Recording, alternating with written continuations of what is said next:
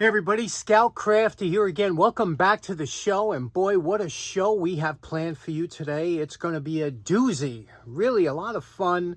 I already completed a couple segments of this show, so I'm looking forward to you enjoying it. So I hope you can sit back for a while, relax, and just enjoy coming along with me in the shop. We got a lot of things going on. Let's get started right away with the poor man's flea market. A lot of people enjoy that. Let's start with that. You know, I always loved baby carriages. I have a few, but look at this one here. It's a modern one. This one here, it's got the child seat. I guess that's common now with the new ones. They snap right into the baby carriage. Isn't that a beauty? It's like brand new, isn't it?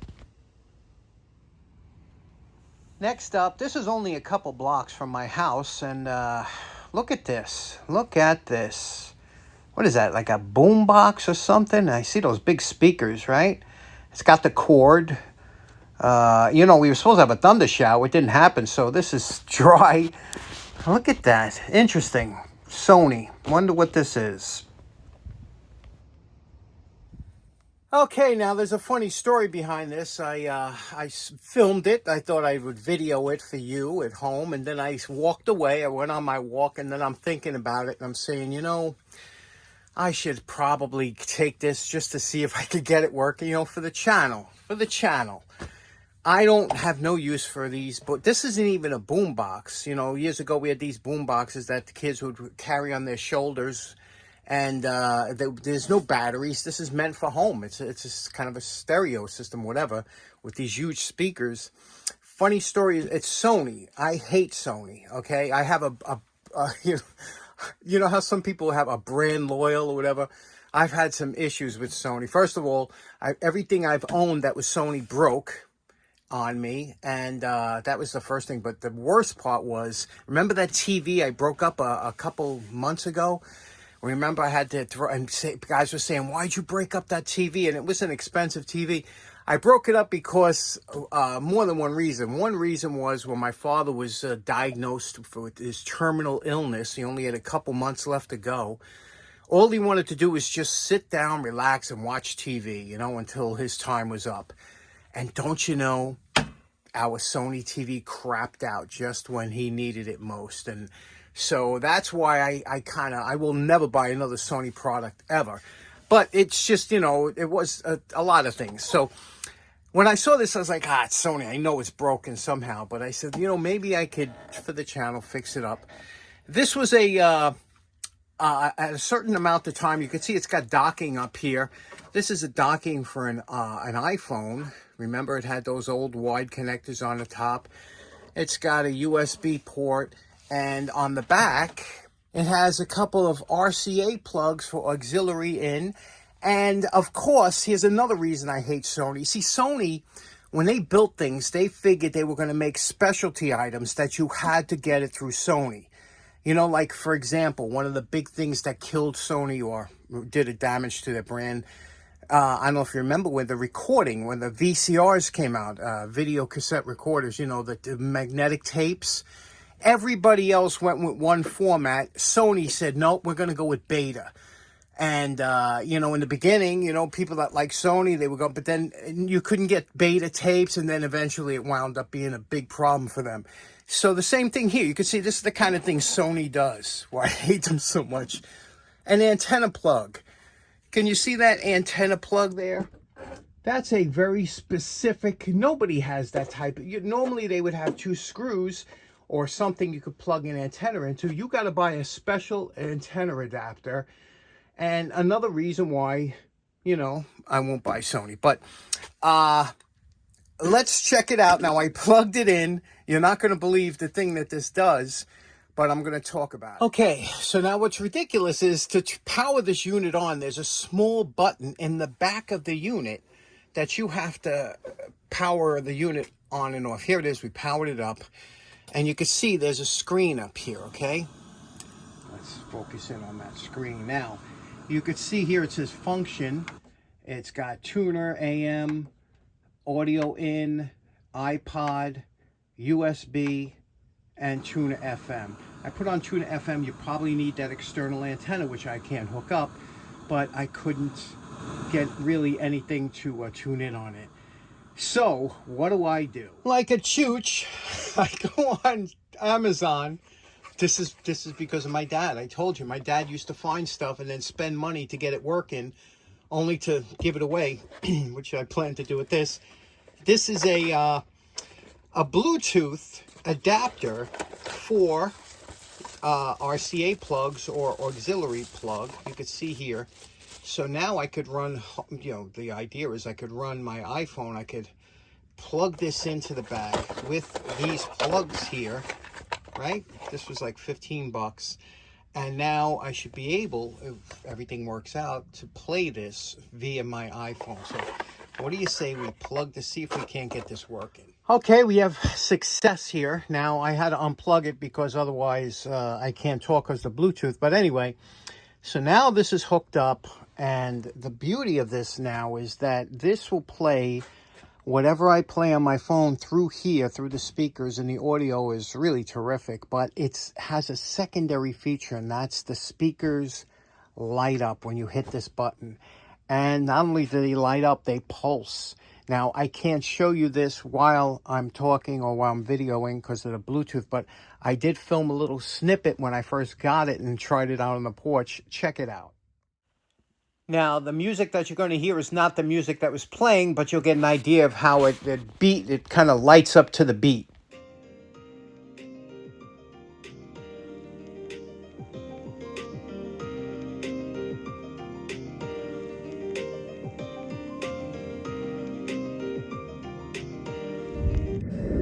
Okay, next up, this is the week of Resto Rob's challenge, his Patriotic Clamp Challenge. And I wanted to enter it. It's a great challenge to come up and put some patriotic colors of your own country onto a clamp. I procrastinated a little bit and kind of slowed down. So now I got these two clamps. These came from Mike and Roger, our two buddies, Mike and Roger, two brothers. Actually, I got these from Mike, but almost all my clamps I bought from Roger. Roger is a clamp expert. And early on, I would go and buy like 3 or 4 clamps every show from Roger. He knows good quality clamps, and that's what these are. These are J. Williams Company. Can you see that? J. Williams & Co. And these are great clamps. These are 2 early clamps, pretty early. And this one here is very early because it's got the thumb screw for turning. You could see here where this one here has just a bar passed halfway through for turning. Okay, later on, like Armstrong has a bar that swivels so you can get even more leverage, but that tended to bend and stuff, and these were kind of set in place. So what we're going to do is make these into Patriotic clamps. Normally what I like to do with my C clamps, and I've done a bunch of these, but what I like to do is make the edge, because you see here the edge is, always kind of banged up. And this gets handled a lot. So I like to make the edge, this one here, look at that. That looks like it was cut or something. But normally what I like to do is take the edge and polish it up and then just do the inside with the colors. But we'll see where we go with this. We're going to try and do this pretty quickly. First thing we'll do is wire brush. We got to wire brush all the threads and everything. Okay, here's our post wire brush evaluation. Now we're just going to get to painting them patriotically. And we're calling this project done. What do you think? Resto Rob's Patriotic Clamp Challenge for 2025 in the can. Tell you, this was a lot of work. It's more work than it looks like. First of all, what we do here is you could see we paint the whole clamp white.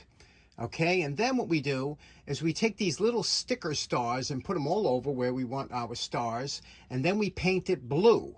Then we peel off those sticker stars, revealing the white stars underneath.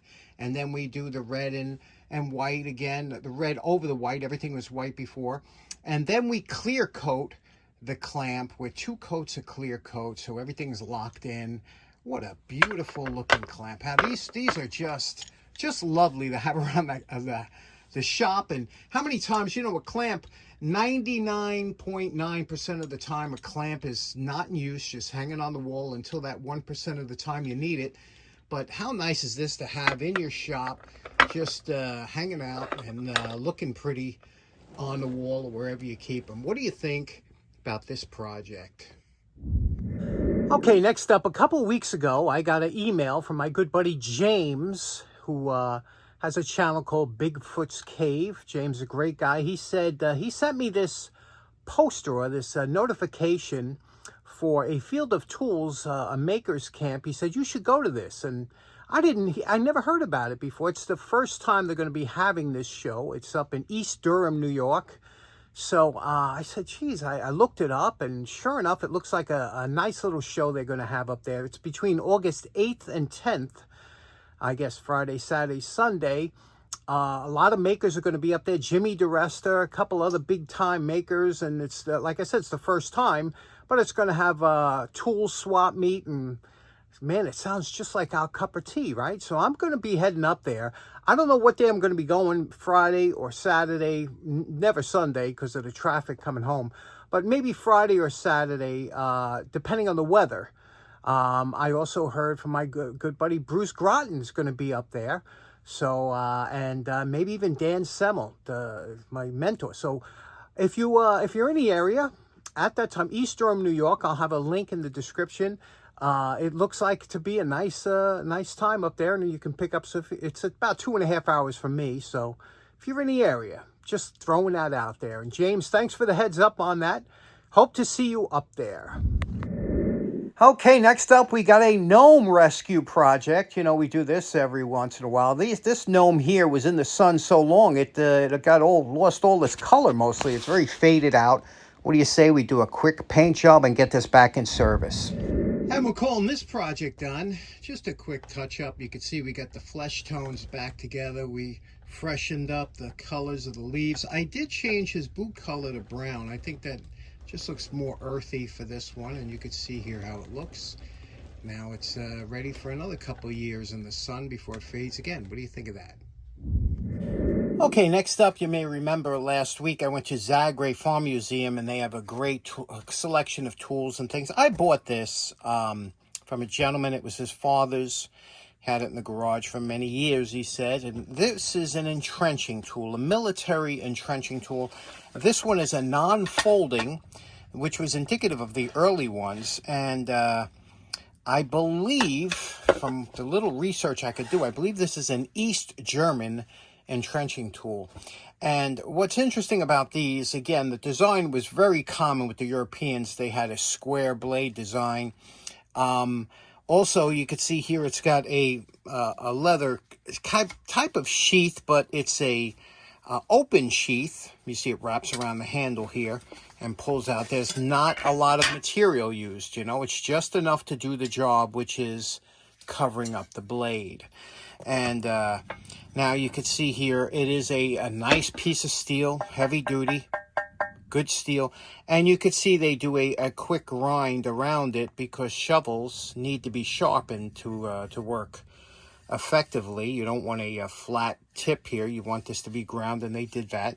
And also you can see one side is grounded to use it as kind of a hatchet or for chopping limbs or brush or something like that. So they do the left side and the tip. This side is left undone. Very interesting. A little bit of rust on here. We're going to take care of this now. With this type of tool, if it was all rusted and pitted, I would do a full restoration. But whenever I get one that's in decent shape and it's original, I just try and preserve it, especially with something like this. But, you know, that's why I like to do tools that are wrecked and bring them back. But this one here, there's really not much to it. Just a little bit of surface rust, and this is a little bit dried out. So what do you say we just put this back into preserved status? Okay, the first thing we did is we took a little steel wool and got rid of the rust that was there. Now we are going, like I said, we're keeping this the way it was, the way we found it. Normally what I would do is I might hit this with a little bluing if I wanted to bring it back, but like I want to keep this kind of original, so we're going to apply a little bit of coating on there to keep it from rusting again, probably a wax or something. And for the handle's just a little bit dirty. Let's see if we can't get this a little cleaner with some tub of towels. Okay, here we go. This stuff always is a pleasant experience to use. We're just going to do a little bit here to see what it takes off. And like I said, I just want to take off the outer coating of dirt because I want to oil this. I'm going to use a lemon oil after I clean it. So let's see what it looks like after we get some of this dirt off. We will also do the sheath with this to get any of the dirt off the sheath. And then, as always, whenever you use this, wipe everything down with a damp rag afterwards to get off any of the soap residue. Okay, now that everything was cleaned, and you could see here by how much dirt was taken off of there, we went over with the a damp cloth over everything, the wood and everything. Now we're going to let it dry for a little while. And then we're going to treat the handle with lemon oil. And we're going to treat this with one of my favorite products, this Hubert's shoe grease. Now, if you've ever used this before, this stuff is fantastic for leather. But it smells, it has a smell of like a campfire. It's the most amazing smell that you've ever smelled before. But we'll do this whole sheath with that. And then right now, we're just going to wax the blade here. Now, to coat the blade, I'm going to use Minwax Paste Finishing Wax. And this is I bought this as a replacement for our Johnson's wax that's no longer made, but this isn't as soft. You see the Johnson's, you could dip your finger in and get it. This is a little harder wax, but it works, and it's a coating, and you know, for this, it's a good application for this. But we'll take a damp rag, we'll bring up some wax on here, and then we'll apply it just as a protective coating. You can see it goes on dull, and then you'll buff it off. You're really not looking for a shine here. We're just looking for the protective coating that we'll put on. Here you can see the wax is dried now, and it is a harder wax, but you can see you could buff it out, and this puts a good coating, a good protection on here. But you can see where we can buff it out again with the dry. It only took about 3 minutes to dry, but you can see the difference here in the nice coating. It's a hard wax, and it's a good protective finish. Okay, we're ready to apply the shoe grease, and upon opening, you could see sometimes it separates a little bit, you know, and all you do is take an ice cream stick, mix it up, because you want that to be like a Vaseline consistency.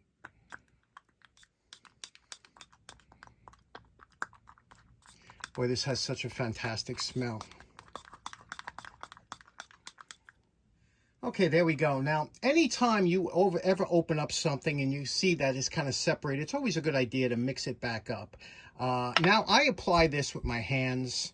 Boy, the smell, I can't tell you how nice this. When I first smelled this, like, what is that smell? But I just put it on here like this, and we're going to apply and push it into all of the leather surfaces here. Work it in with your hands all the way around this, and I'll show you what it looks like when we come back. Now, one thing about leather is leather will dry rot and deteriorate over time. It has to be constantly oiled and maintained. It's just the properties of leather. It's a skin, and you have to get in here all the dry areas. You have to make sure, even inside here, and most importantly, the threads. You see the threads? This is where you'll get a lot of the dry rot. Push it into the thread holes like this with your thumb all the way around it on both sides. And then once this is covered, and once you have a nice covering on here, let it sit aside, let it absorb the Hubert shoe grease, and then after a little while later, you can wipe it down with a dry paper towel, and that's all you need to do. But this stuff is great. Last up, we're going to treat the handle with lemon oil. I've been using this for many years. It's great stuff, and I'm running out, but I have another bottle. And basically what you do is you just take a little bit like this and put on the wood, and it will absorb into the wood. It's basically kind of a mineral oil with some additives, but any kind of mineral oil works really good for rejuvenating the wood. You could also use linseed oil, but linseed oil is a little bit thick, and this will go in, penetrate deeper, and doesn't have that tacky feeling that linseed oil tends to leave. Okay, we're calling this one done. The beauty of this now is you can see here, this is all protected. The handle has been lemon oiled and waxed over the lemon oil, so that'll really absorb in there. This will lighten up in a while as it dries out, but really looks good. No more rust on here. And you can see the sheath came out good. It's supple again. And you could see, you know, you got to be careful because the dry rot happens. There's a little bit happening here, but we kind of put a stop to that now. So this one here is in the can, and you can see how that that sheath goes on there protecting. That's a nice design. Again, a minimalist design. And I just love these entrenching tools, I'll tell you. We'll put this one up in the attic with the other ones.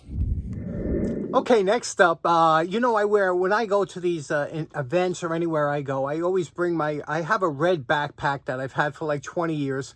The problem is the backpack is shot. I had so much heavy stuff in there and it just ripped up. I just wore it out. 20 years, you know, it was a great backpack, but I wore it out. And I always wore it because people could recognize me by seeing that red backpack or whatever. And funny thing is, since I wore it out, I've been keeping an eye out for different backpack to replace it. I have a ton of backpacks, but it's got to be the right size and for the show. Funny thing is, I see this on Instagram. Look at these backpacks, right? These are like builder or construction backpacks, I'm sure, for kids. But I'm looking at them and going, you know what? I like those things. That is a cool backpack. And my question to you is, at what point, I don't know how big they are. If it's too small on me, I'll look goofy. But if it's a good size, I would like that backpack. And, you know, I'm at that point where I don't care what people think.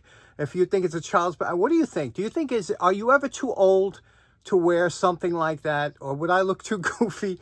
Because I got to tell you, I think they're pretty cool. What do you think? Let me know.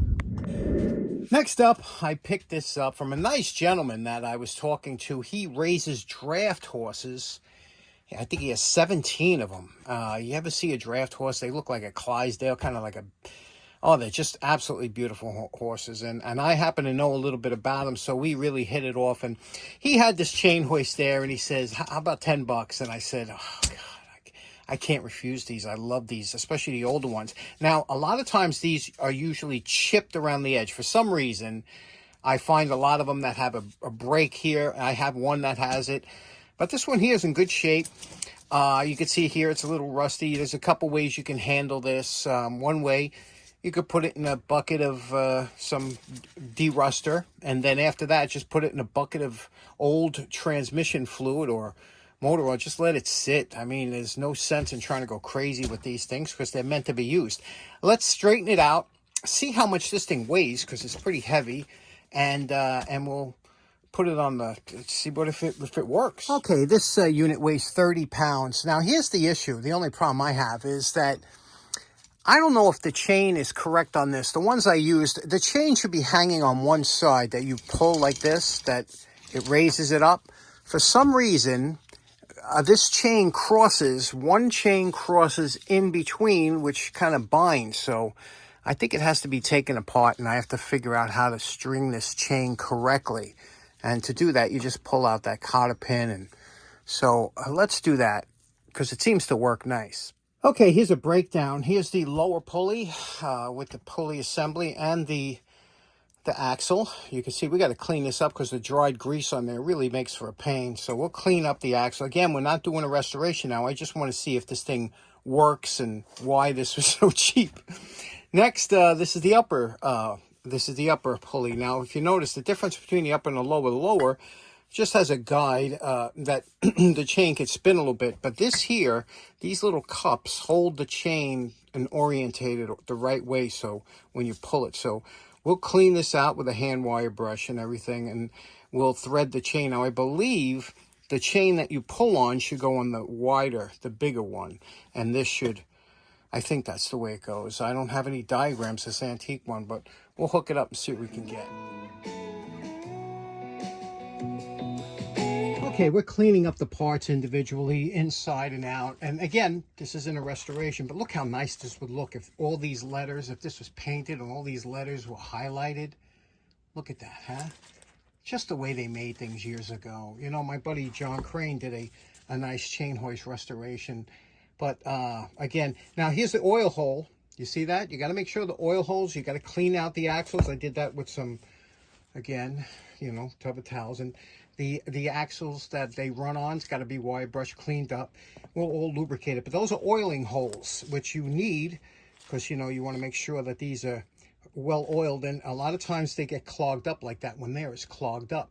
So you have to go in with a pipe cleaner and clean out. I already cleaned the axle out, but I got to clean the oil holes. Okay, everything's been reassembled, greased, lubricated, oiled, and we've gone over the whole thing with something, another 50/50. You don't hear me talk about too much. And this is 50/50 automatic transmission fluid and mineral spirits, okay? Odorless mineral spirits. That makes a great cleaner. You're able to wipe things down, get the rust. It puts the rust at bay. Here you can see how this works. It's a differential type pulley, and you can see how smooth it is now when everything's lubricated and oiled the way it should be. You know, you can operate this with one finger. It's such a joy. If you've ever operated a chain hoist, you know what fun it is. And now this has a half-ton capacity, or 1,000 pounds, and just a beauty, isn't it? Now, this would make a great restoration project, but until you do, you get it in this kind of shape, you lubricate everything, you oil everything up, and you put it in a bucket until you have that time that you want to do it. Or you could use it at any time. What do you think about chain hoists? Okay, next up, I'm watching my good buddy Mike in Bruno's garage. Mike and Bruno, his dog, and also Winston. And Mike he does a couple tool things, and some flea market finds he found one of these on his flea market. Now, you know how sometimes when I show something, you people say, oh, you show, I got to go out and buy it, right? I'm worse than you. When I see something I like, I right away go on eBay. I just, you know, some things I just have to have, and this was one of them. This is something that just hit me right to the bone. And this here is what's called a industrial art desk. And this one here is called the Chautauqua Industrial Art Desk. And it says here, plan to promote the culture of work and play among children in the home. It is just absolutely beautiful. It was, if you look over here, I'm going to try and focus in here. Okay, can you see that there? It says that October of 1885, November 1895 patented, but the copyright's 1913. So these were, I guess, probably in the 20s, you would get something like this. And what it is, it was a desk, and there was, I'm missing one piece, and that's why I got to try and get in touch with Mike and have him tell me the measurements of the piece that's missing here. There's a little, I guess, a kit that folds over, a cover that acts as the desk. On one side, it was like a chalkboard. The other side was, you know, and that's what this kind of contraption was. So I'm just missing that one piece of wood, which I can easily make. So I'll get in touch with Mike and find out the actual dimensions. But these were popular years ago, these little art desks, and they came with chalk, and sometimes you could put books in here and other things, and it would keep the children occupied, and they would sit there and draw and whatever, and it would close up, and everything was nice in one case. Now, on the other side of this, let me flip it around here, there was a map. And this was a map of the United States. You could see here, this one here has obviously seen better days after 100 years. But you can see it's all here. You know, this is a little bit missing here. This is old, as you could tell, because it still says the Gulf of Mexico instead of the Gulf of America. But really nice. And let me show you the best part of this. This is really cool. Now you'll see why I had to have this. I'm going to roll through the roll here. Now, think about this. This is pre any kind of entertainment we have now. This was when, back in the early 1900s, there was no radio, there was no television. It was just books and teachings, things like that. Let me show you here. As you scrolled up here, again, this was for children to help them around the house learning. These were different kind of shapes that they could draw to start them off yet. And here's some more, some animal shapes, things like that. Again, this will keep them busy. As we go further on, we have some geometric shapes and also baskets, things around the household, the 3 bears, things like that. This one here, we have a negative imprint, which you can see here, teaching the calf to drink. Look at that, because back in the day on the farm, sometimes you had to teach a calf to drink so you can wean them off the cow, off the others, and, you know, the fencing, things like, again, things you might draw when you wanted to make stories as a child. Drawing different flowers, okay, different types of flowers around. Here are some Some figures that were big in American literature. You know, we have Lincoln, we have Longfellow, Montessori, Froebel, Washington, and again, how to draw with the faces and the noses and things like that that are a little bit hard to draw. Music, a little bit talking about music here. Has all the notes and things like that, and the keys for the piano.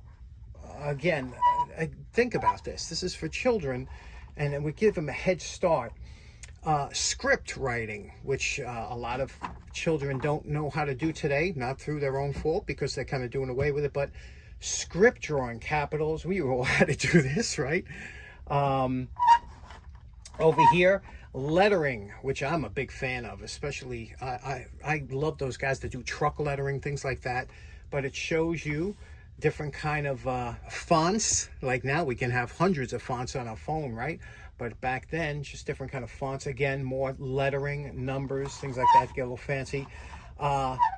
Here we have a Morse code and Continental code. I didn't even know about this, and I'm an amateur radio operator.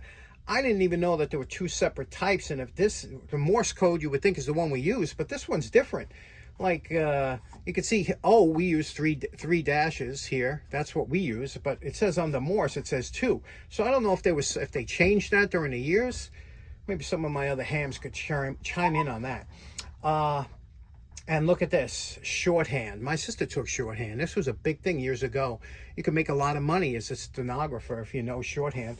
And this is what the alphabet, the shorthand alphabet, and things like that. Business forms, okay? Business forms, how to write a check and how to, different kind of forms you might have. Look at the beautiful handwriting, right? All that's been gone since. Again, good to know, right? Art, again, perspective. Big thing in art when you start art. The vanishing point and how to, do your basic setup for any kind of writing you're going to do or drawing. Here, these are, remember, this is 1920s, okay? This is electrical. Batteries, DC, how to hook up a doorbell. This, remember, 1920s, most houses didn't have electrical in them. But this is, different kind of apparatus that might be around, how a house is wired, remember, and where the generator comes from. Very interesting, again, for kids. Railroad, the signals, with the signals on both sides. And look at that beautiful locomotive, how to draw it. Again, that was the pinnacle of transportation in the 20s, along with the new and upcoming aircraft. We had, remember, 1920s, you might see Wright Brothers planes or things like that flying around and boating. And what a beautiful drawing that is, right? And sending and receiving code with Samuel Morse there. And here we have some more patents and patent drawings, if you wanted to get into that. Some tools, and this would show you how to draw a patent and the details and mechanical drawing, the beginnings of it. Kids would look at this, try and copy it on a piece of paper themselves. This would be a layout or architecture, again, with the perspective on how to draw a home that you wanted to design. And this would be the layout for your blueprint. And illustrations for if you want to do from magazines or books, pencil drawings, buildings. Isn't that something? I had even color. Look at this. The color wheel, how to blend colors and make different colors, different flags from around the country. Remember the 48 stars? Look at that. And then fruits, how to shade, how to start with a drawing and get into a shade. Some plants, some animals, and some classics, classic paintings. What do you think of this? Wasn't that amazing? Boy, these, growing up back in the early 1920s, this was like television. Okay, so in closing, it was a lot of fun, right? Today's show was a lot of fun. Resto Rob, thanks so much for the challenge. Special thanks to Mike and Bruno for letting me know about that desk there. That was just beautiful. It was just a lot of fun all over the place. I love that chain hoist. Hope you enjoyed today's show as much as I did. Hope you have a great day. Maybe we'll see you up at the Makers Field, Makers Fair at the August 8th to the 10th. I won't be up there on the 10th, so whatever day don't have rain, nicer weather, Friday or Saturday. Have a great day. We'll see you next week. Take care now. Bye-bye.